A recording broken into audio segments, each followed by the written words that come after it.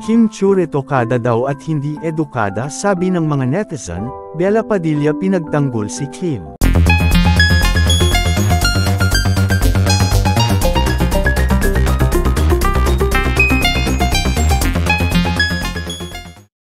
Kim Chiu retokada daw at hindi edukada sabi ng mga netizen. Bella Padilla pinagtanggol si Kim. Kim Chiu binabash ng karamihan. Retokada, hindi edukada. Yan ang sambit ng mga netizen na binabash si Kim Chiu. Dahilan sa di umanong retokada lang daw ito. At hindi edukada. Dahil masyadong dinidiin ng mga netizen na hindi nakapag-aral si Kim Chiu. At sinasabing hindi ito nag-aral. At binabalik-balikan ng mga netizen para ilaglag si Kim Chiu. Pinagtanggol ito ng kanyang best friend na si Bella Padilla.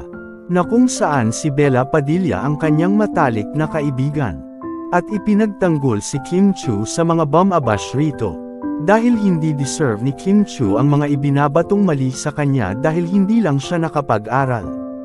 At hindi ito magiging dahilan para tumigil at hindi magpatuloy sa buhay.